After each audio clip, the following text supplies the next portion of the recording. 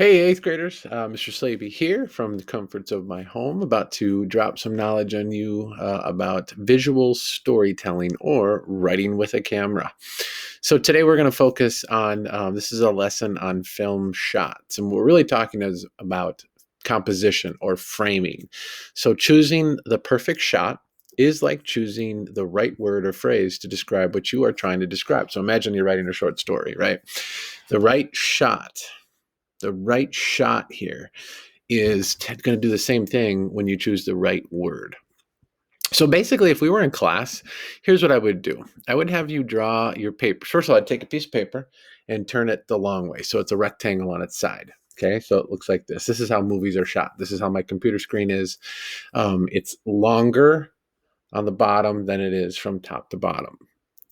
So the thing to remember, rule of thirds, is that every frame kind of operates by it being divided into threes from the side to side and then top to bottom. So if you think about it, that's a third, that's a third, that's a third. This is a third, this is a third, this is a third. And that means it makes this grid, right? And that means there's 9 squares. What you got to remember is a really good frame gets rid of the middle. You don't put the thing in the middle. That's the most important. Here's why. This is weird. You got to trust me on this. The eye goes to a middle of something and then it circles around. It's sort of like our primal nature. So if the most important thing in the frame is in the middle, then who's ever looking at it, they look away. They search and then they look over here. So if you want to remember like good places to put things so that they're well framed is right here at the quadrants. Here, here, here. So over here, over here, over here. And the reason why is when you start playing with that, you've actually created a situation where the frame itself is telling a story. For instance, right here, right? So there's my empty middle, right? This is a beautiful frame because if I put this in the middle, there's nothing to tell me where like the rest of the town is. So right now, this lighthouse right here probably tells me that the town is over here to the right because all I see is open water over here. Now, it doesn't mean that the town isn't right there. I have no proof, right?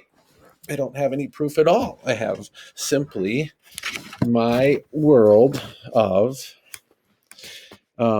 framing says that this looks like it's going off into the ocean and the whole rest of the island is over here. Happens right here too with this butterfly, right? This stick looks like it's coming from a tree that's sitting over here.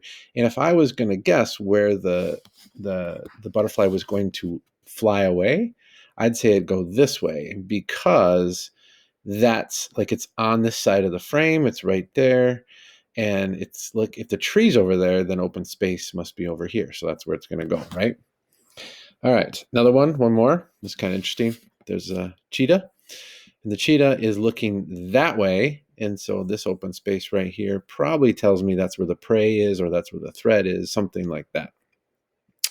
The frame tells a story.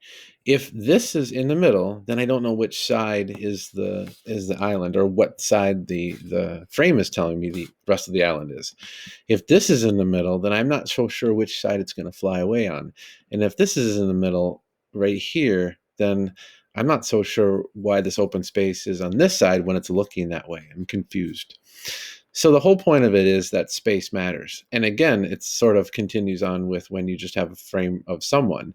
This is Emmett, one of my ex-students. And here's my point here is that space matters. It matters here too, because who cares about this? I don't need to see the lights. So putting him right in the middle, even if I've got this flame, this frame is flipped, doesn't really help. This does nothing for the story right there. Nothing. There's nothing there. It's just wasted empty space. So this is a better frame because it's really about him. Okay. All right. So let's start talking about some terminology. All right. Close-ups and extreme close-ups are really important, and they're the most important movie-like shot we have. You're gonna choose. If I were you, this would be what I'd be putting in my notes right now. Is close-ups. And extreme close-ups, and there's the sort of the abbreviation is CU or XCU. A close-up tells the best story because the eyes tell the best story. And that's the thing, is our eyes want to go where they want to go to see information. And we don't like to get this close to people, right? We're very uncomfortable. But I can put a camera there and show you from afar. So a close up like this shows me the face. I can see a smile. I can see the eyes. What are they saying? If a person isn't happy, then a close up shows that. And the eyes themselves get even more intense. So if you think about a close up, it's a close shot of one thing, like a face, a close of a part. The extreme close up is when you don't see the whole of one thing, you only see the tiny, minute details of something. So the eyes are the part of the face that I'm focusing on. You can show an extreme close up of a finger or, the palm of a hand. So that's an important shot. And these, what they do a good job of doing this, right? So, ooh, whoa, knife. I showed one. So in this, these are all student movies that we've had in the past. Notice we don't even see the whole face there because I don't need to. I don't need to see the hair. I can see the face. I don't even need to see all the chin. This is the most important thing I want to see here. Obviously, the knife here this is a story about a contract killer. That knife, look at that wonderful frame. Like, again, the middle of the frame is empty, but that knife is kind of making a line down there, and boom, that's a close-up. Or this is even better, I think, is that this is supposed to be like an android, and this close-up of the eye, one eye tells me that something's really like sort of mysterious. In fact, it's the closest shot we get, and we never see the killer's full face. And then also, here's a shot of the killer breaking into someone's garage. It's a pretty extreme close-up, and it doesn't even show the whole thing. Those are awesome shots. It can also show up in movies. Remember when we read The Giver? This is from The Giver movie. Again, I see, look how, you don't even need to see the rest of the face. That is clearly joy, because we see the eyes are kind of closing. This is joy. So we're right in there on the eyes. And we need to see a face like that so that we can see, again, his hair is wet. There's joy there. He's falling in love with that person. We don't see that if we're too far away. So close-ups and extreme close-ups give us that perspective. All right. The third and fourth shots that we're talking about here are medium and long shots. So MS and LS. And these are really about body movement and geography. I took a medium shot, or a cowboy, shows me like arms and body movement. I get some action there. I can still kind of see the face, but it's really about, I want to see something. There's something else I need to see, like a person is grabbing something or pushing something.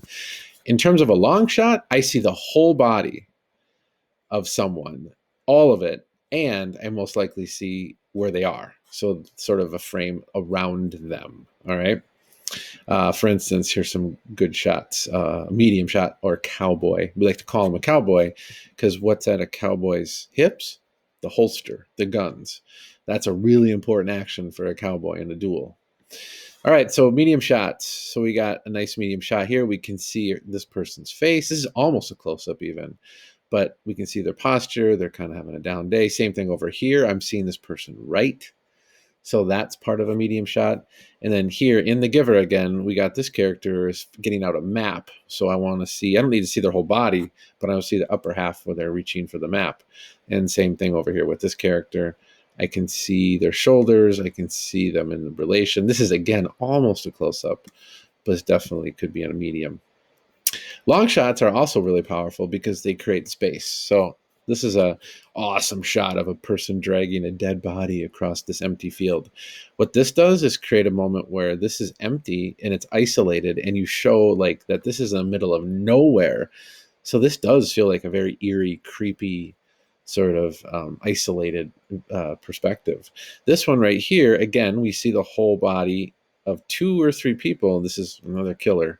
A lot of violence in these movies. This one shows that they're in the middle of nowhere. Here in The Giver, they're in 2 people in this vast open space, and then this is that contract killer walking down the sort of empty neighborhood. All of this is about showing location and where these characters are. All right, there's another shot here that's called the over the shoulder, or the dirty single. People like to throw that around. Ultimately, all this is about putting 2 people in the frame, and one person. It's dirty because technically this is a single shot of this person, and we dirty up the frame with the shoulder or the ear or the side of the head of the person they're talking to. These are great for conversations. So you film one on one side, you flip the camera, go to the other side, and you can cut back and forth and have a really good dialogue. Plus, you have the microphone close to the person, so you hear it pretty well. Now, here's how this works. You got to be careful, though, because when this person's on the left and this person's on the right, and they're looking right to left, when you flip around, you basically have to keep that same relationship. So this person has to be on the left and this person has to be on the right. Here's how you do it. Draw a line between the nose of the person that this actor is talking to. So draw a line between these two people and just never go over the other side of that line. So if you're on my left ear, the line's here. If I go to the other side, I would go right.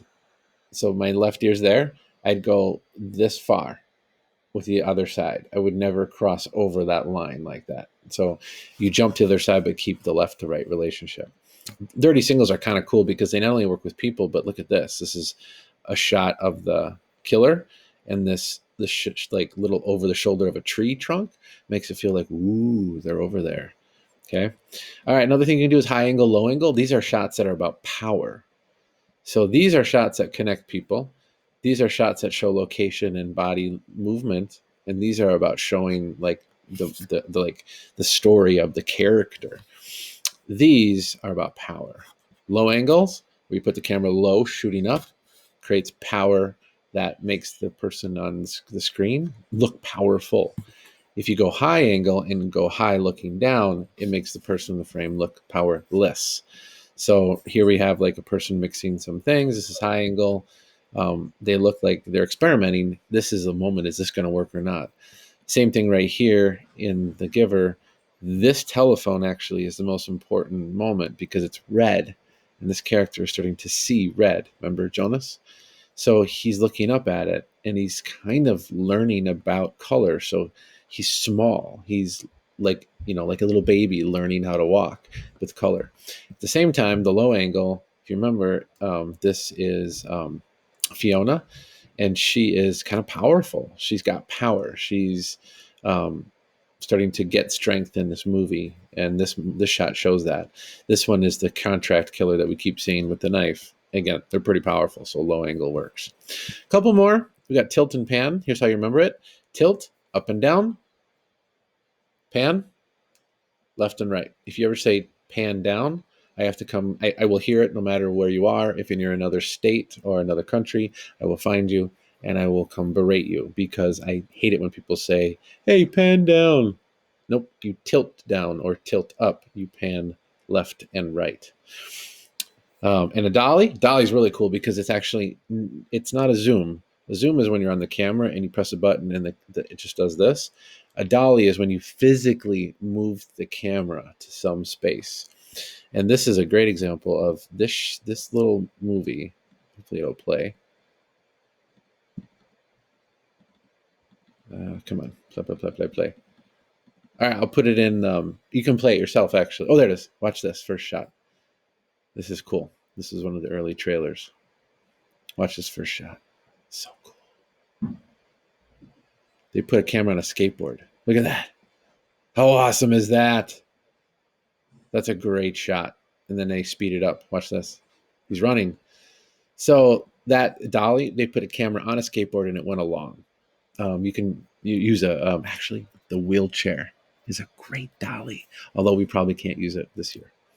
The other thing to remember is lead room. When your character is walking somewhere or they're looking somewhere, follow that rule of thirds. Notice there's still nothing here in the middle.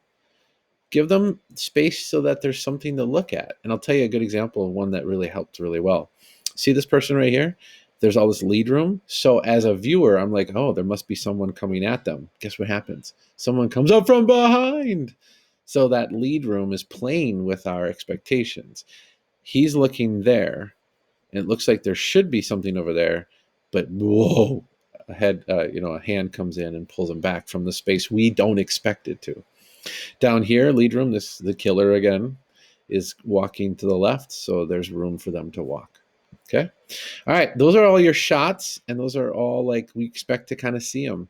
We expect really to spend. We really want to see a lot of close-ups. That's where the stories are really told. Medium shots probably as well. The long shots not so important. Never ever spend all your time on a long shot because it doesn't. It these are not long shots. They just like create the environment. This is isolation. This is like a sniper's view of some sort of dangerous. This is the killer leaving, and this is two people talking. Then we've got the power shots of high angle, HA, low angle, LA. We got tilt and pan. Ooh, we got the dolly, and we got lead room. All right. So there you go. There's your lesson. I know it took a while, but this is important stuff. Okay. Have a successful, um, you know, understanding of the shots, and now moving on to editing.